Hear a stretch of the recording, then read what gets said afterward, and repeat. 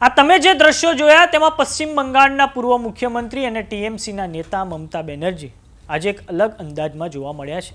તેઓ વકીલની જેમ કપડાં પહેરીને પોતે કોલકાતા હાઈકોર્ટ પહોંચ્યા છે। તેમણે બંગાળમાં વિધાનસભાની ચૂંટણી પછી થયેલી હિંસા સંબંધિત એક જનહિતની અરજી સાથે જોડાયેલા મામલે તેઓ પોતે હાઈકોર્ટમાં આવ્યા હતા, જેમાં તેમણે હાઈકોર્ટમાં પોતાનો પક્ષ જે ટીએમસી છે તેના તરફથી તેમણે દલીલો કરી હતી।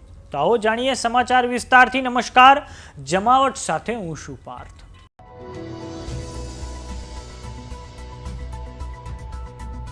પશ્ચિમ બંગાળમાં પૂર્વ મુખ્યમંત્રી મમતા બેનર્જી વકીલનો કાળો કોટ પહેરીને કોલકાતા હાઈકોર્ટ પહોંચ્યા હતા।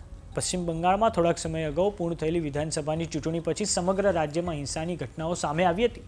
આ મામલે ટીએમસીના નેતા કલ્યાણ બેનર્જીના પુત્ર શીર્ષાણીય બંદોપાધ્યાયે કોલકાતા હાઈકોર્ટમાં એક પીઆઈએલ એટલે કે જનહિતની અરજી દાખલ કરી હતી। આ અરજીમાં શીર્ષાણીએ અનેક વિસ્તારોમાં તૃણમૂલ કોંગ્રેસ એટલે કે ટીએમસીની પાર્ટી ઓફિસ અને કાર્યકર્તાઓ પર હુમલા અને તેમના સ્થળાંતરનો આરોપ લગાવ્યો છે। આ કેસ કોલકાતા હાઈકોર્ટના મુખ્ય ન્યાયમૂર્તિ સુજોય પોલની અધ્યક્ષતાવાળી ડિવિઝન બેન્ચની સામે સુનાવણી માટે નોંધાયો હતો, જે પછી આ મુદ્દે પોતાનો પક્ષ મૂકવા માટે મમતા બેનર્જી પોતે કોર્ટમાં હાજર રહ્યા છે। તેમની જોડે સિનિયર એડવોકેટ કલ્યાણ બેનર્જી પણ હાજર રહ્યા હતા। મમતા બેનર્જીએ કોર્ટમાં લોકોની સુરક્ષા કરવાની વાત પર ભાર મૂક્યો હતો। ઉપરાંત અસામાજિક તત્વોએ પોલીસની હાજરીમાં આતંક મચાવ્યો હોવાની વાત પણ મમતા બેનર્જીએ કરી છે। મમતા બેનર્જીએ વધુમાં દલીલ કરતા કહ્યું હતું કે બાળકો, લઘુમતી સમાજ અને મહિલાઓને પણ આ હિંસામાં છોડવામાં નથી આવ્યા। મમતા બેનર્જીની જોડે સિનિયર એડવોકેટ કલ્યાણ બેનર્જી પણ હાજર રહ્યા હતા। તેમણે કોર્ટ સમક્ષ કહ્યું છે કે ઘણી બધી ટીએમસીની ઓફિસને બાળવામાં આવી છે। 2021ની બંગાળ વિધાનસભાની ચૂંટણીઓ પછી તે વખતના ન્યાયમૂર્તિ દ્વારા 5 જજોની અધ્યક્ષતાવાળી એક કમિટી બેસાડવામાં આવી હતી અને હવે જે હિંસા થઈ છે તે અગાઉ 2021માં જે હિંસા થઈ તેના કરતાં પણ વધારે છે। તો હવે આ સમગ્ર મામલે સિનિયર એડવોકેટ કલ્યાણ બેનર્જીની પ્રતિક્રિયા સામે આવી છે। આવો સાંભળીએ તેમણે શું કહ્યું છે।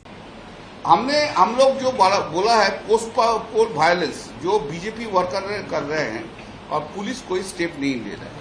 हम लोग दिखा दिया जेल नंबर 1 कितना पार्टी ऑफिस को वैंडलाइज किया है, तोड़ मोड़ के भांग दिया। उसके बाद हमारा लिस्ट दे दिया 2000 आदमी को, अभी दे दिया, उसका बाद फिर भी देंगे 2000 आदमी को। जोन लोगों को उनका घर में नहीं रहने सकता है, अभी सब बाहर चला गया डर से, बीजेपी का वर्कर का डर से।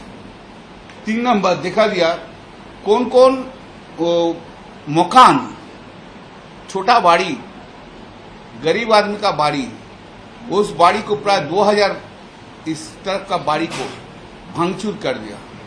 हम लोग दिखा दिया हॉग मार्केट को, बात आप जो बोल रहे थे, जो 300-400 पुराना का हॉग मार्केट है, वो हॉग मार्केट का कुछ एरिया में डिमोलिश कर दिया। उस छोड़ के और 8 जगह को नाम हम लोग दिखा दिया। ये इस जगह बुलडोजर देके इसको तोड़ फोड़ कर दिया।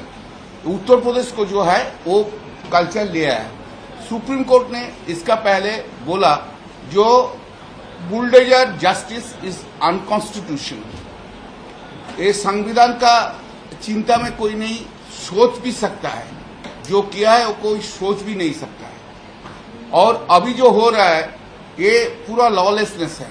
हम लोग मांगा है इमीडिएटली पुलिस को एक्टिव होना होगा, हर जगह में एक्टिव होना होगा। जैसे इस तरह का से नहीं चलता है। जो मकान छड़ के चला गया उस मकान को आदमी को सबको घर वापस करना है, कॉन्फिडेंस बिल्डअप करना है। 3 नंबर जो पार्टी ऑफिस भांगचूर हो गया वो पार्टी ऑफिस को ठीक करके, पुलिस को ठीक करके वो पार्टी ऑफिस तृणमूल को देना होगा। और हम लास्ट में बताया जिस तरीका से वैंडलिज्म चल रहा है, कोई एक जज अपने हाईकोर्ट को अपॉइंट कीजिए इसको देखने के लिए सो दैट हम लोग ऐसा कोई उनका पास भी जा सकता है, उनको भी बोलने भी सकता है। ये भी हम लोग एक बात बोला है।